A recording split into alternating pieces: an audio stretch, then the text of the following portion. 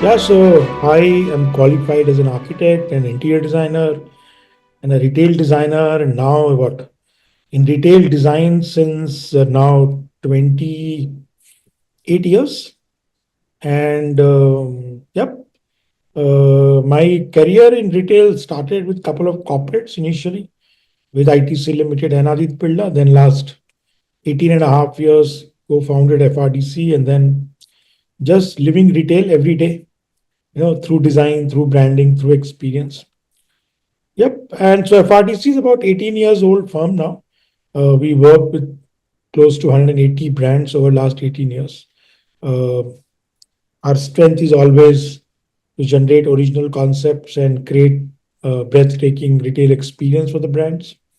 We work in India, we work in international, we work with Indian brands, international brands, brands taking India abroad, bringing up international brands into India, and we work across all the domains of retail, lifestyle, fashion, home, electronics, kitchen, appliances, CDIT, mobile technology, automotives, so across jewelry, across the thing we cover in India, and that's it. We're about 40 people firm, and yep, just living and looking how to keep building future in retail. So I think India, if you have to see, is a very entrepreneur-driven country. Every uh, and specifically retail, you see a lot of mom and pop stores. Length and breadth of the country, you'll see only shops and shops and shops. Correct. Even if it's a lady running one dosa corner, or somebody's running a kirana store, somebody's doing a barber shop. So predominantly highly unorganized sector, and each one trying to earn for themselves, and hence the most lowest hanging fruit in India is open a shop, correct? And trade. Now that was Indian retail was all about. Whether you are opening a modern shop or a traditional mom and pop shop, till late 1990s, that was the retail landscape in India. While Western economy, US, Europe, Dubai, Singapore, and across the world, retail was always very science driven, highly organized, certain principles of retail, whether you talk of behemoths of retail in US or luxury retail, it was there. I think it's only 90s where, after liberalization and the whole disposable income of Indians going high, people traveling abroad, retail also started getting the same importance how hotels industry started getting in India. And hence you see advent of departmental store on one end, modernization of supermarkets, modernization of store, and that what started happening in India. Till today, even not even 20% of your retail is organized. But at the same time, what has happened is the rubbing effect of corporate retail, you call it, or chain stores, had big on the regional retailers who were running mom and pop stores. And today you see, you go to Chennai, Cochin, you go to smaller cities, regional retailers also are creating a modern stores. They might not have 100, 200 stores, but they'll have 4 stores in a city, be it jewelry, be it home, be it fashion. So for a consumer, on one side, he was seeing mall in India in late 90s.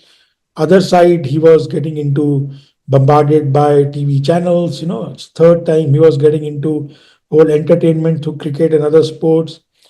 It was retail only where consumer was only going on the mercy of the shop owner in a corner shop, whether AC is running or not, or whatever. And that what I think consumers started expecting more when the brand started entering India. And hence, I think the requirement of professional retail designers, science behind retail, became much more important. And when international brands showcased it in India, Indian brands had to lap it. And hence, I think the importance of retail design service and the professionals and the whole fit out industry behind that, basically. Now, I think when today, where we are crossroads, where e-commerce and quick commerce has become important aspect of retailing channel for consumer and for the brands. Physical retail is already there, exists in India. Now I think now as we go ahead, You will see convergence of both, and that's what we are looking into. Convergence of both, because consumers today, they want products and they want services, they want experience. They are not bothered whether I am buying through online or I'm buying through offline. As far as the value is given to them, correct price is given to them, and authentic brand is given to them. Certain products they need touch feel, they will go to stores. A lot of products they don't need touch feel. So this is where I think you'll see the new emergence of physical retail. On one side will be highly experiential. On second side, other side, it will also imbibe people to indulge. Not necessarily they need to buy from there. They can go home and buy from their small screens. And that's what I think the retail as a experience is emerging. You can call it premiumization at one side.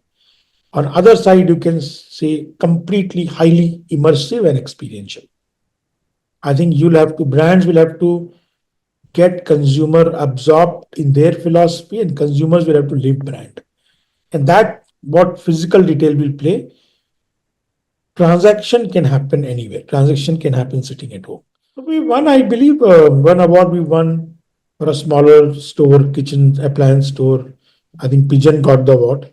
Second, I think the Samsung lifestyle store in BKC got the award in the branded kitchen, and the whole category. I mean, I think they both were very closer to our heart. And I think good that it was recognized. On one side, Pigeon is a value brand and now retailed through 300 company owned stores, while Samsung is a very top of the line lifestyle driven brand where the store was a whole experiment by the brand to immerse what we were talking recently, that immerse the customers in the what brand has to offer. And we are happy that we it was recognized as a part where we won the award. I think when Stovecraft came to us, they were manufacturers and distributors, and they wanted to enter into retail through their own stores, starting with small footprint and giving value, giving appropriate discounts to people, but offering entire products in one roof, which is not normally seen in this sector. Our team came up with the idea of why don't we bring nostalgia of Indian kitchen back. 30, 40 years old, when you have a two-bedroom apartment, you typically a government will give you white tiles in kitchen. Uh, I think some 3 inch by 8 inch typical tiles you'll see in Delhi and any and wherever you'll staying a Sarkari apartment or anywhere. And that what everybody's lived through kitchens. And idea was that we will take it as a facade. And hence the pigeon stores have that tile as an iconic inspired from there as part of facade, which worked wonders because it just connected. Oh, I've seen it in my grandma's house, I've seen it when I was young, and that also connected in a manner that it was always seen in a one bedroom, two-bedroom house. Okay, hence the value came. And that was the inspiration and had been used inside. Then creating, it's a high density store, but still creating a lot of amazing kind of visual merchandising, product display, helping people to choose product, call out for the product, benefits about the product. Okay, still maintaining the brand exclusiveness in the store. So it should not become a Bartanwala store, which normally you go and buy.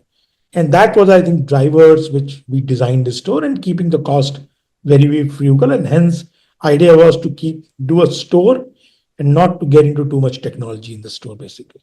The Samsung Korea wanted to establish a whole experience platform in city of Mumbai to start with, and just after COVID, where they wanted HNIs and ultra HNIs and celebrities to come and absorb in a store which will be in a luxury mall. So you are coming for Louis Vuitton, you're coming for Cartier, and you're coming from Chanel, those kind of brands. And idea was you see Samsung and you see, oh, that's very different Samsung.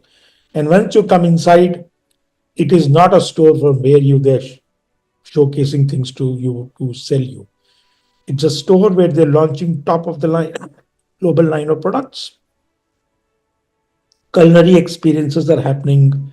You experiencing products the way you'll see in your lifestyle.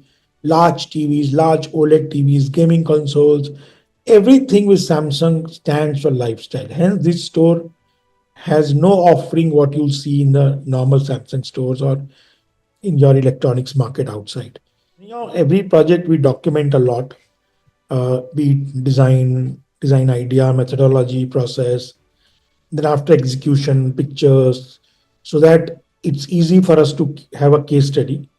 Uh, we always choose which award to enter, and because it should have a meaning, otherwise every day some other awards are happening. Hence, I think when we came to know, idea was to prepare in a manner that it showcases best reason to believe uh, for jurors why we are submitting. At the same time, it also helps us internally and brands that hey, because there's enough logic gone in designing this store, hence we are taking an attempt to submit. That is one. And then I think our preparation always starts why we have designed what we have designed, how we designed, what is the process, pulling things together, getting them, and then somebody anchors it and then puts it together and uploads for the award basically. The awards, I think they're important. I think they're very important tool of recognition. They recognize not only the agency's effort, but also they also play a very big support in recognizing brands. Brands message in market. It puts them in a differentiation table. Oh, because not everybody wins about. Then I think it encourages our internal team. It encourages, it motivates them. It also motivates brands. Hey, we worked with an agency who gave us something to cheer for. And also I think it plays a very big role for PR, for brands and us and everybody involved. And hence I think they become an important thing for me.